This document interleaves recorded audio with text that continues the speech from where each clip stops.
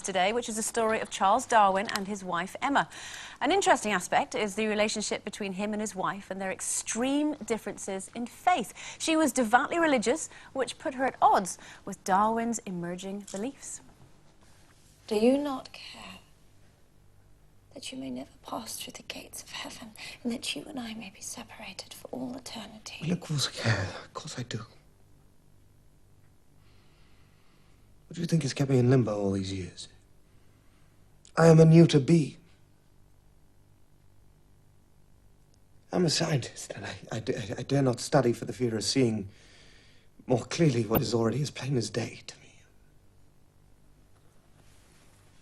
Do you not think that's torture enough?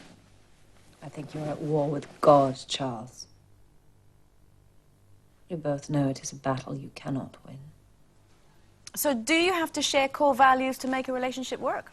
Well, when I was with an ex many years ago, when we were together in the beginning, we had the same values. And as you grow together, you sometimes grow apart.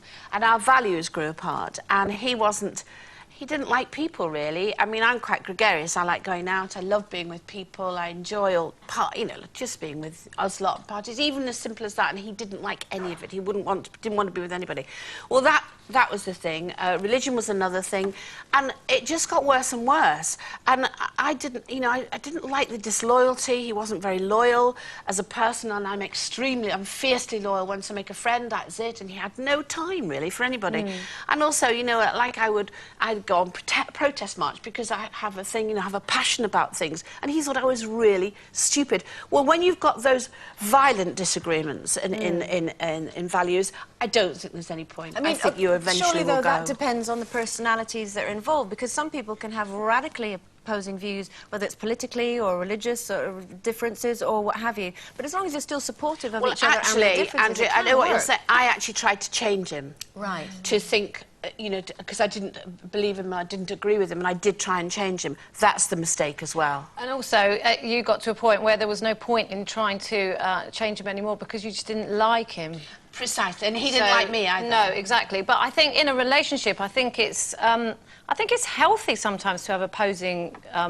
Well, I don't know about values, because values are important, and there are core values, like hard work. I couldn't possibly go out with someone who was lazy and didn't want to work for a living. I mean, that would just, I wouldn't even look at them. And, family values are important to me, and friendship and loyalty and all those things. And, I think people have to have a slight respect for money and people, especially. But I think attitudes are different. Sorry, what do you mean for money and people? What do you Well, mean I think by people need to have a respect for money. I don't like people who don't have respect for money. People who just think it grows on trees and you can just and borrow whatever you like and never have to pay it back. Yeah. I don't like that either. And those to me are important values. And luckily Mark and I both have the same values in that sense. But with Mark, though, I mean, you were born in the 40s and he was born in the 90s. How does that work? Actually, I was born in the 60s and he was born in the 80s, so it's not that bad. It's not that generational. No, I mean, politically, I suppose, we might have opposing views. If we do, I know that eventually, because he is only 27, he's 27, according to her. I mean, I probably will be able to talk him round eventually to my way of thinking, and I will make him agree with me. No, I'm joking. I wouldn't dare.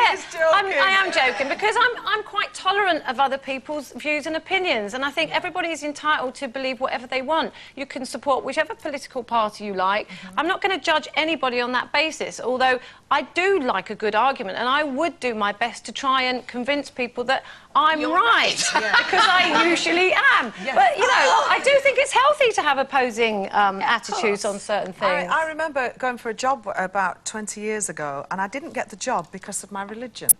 And this is only 20 years ago, so we have come on leaps and bounds, haven't we? Everything is a little bit more acceptable now.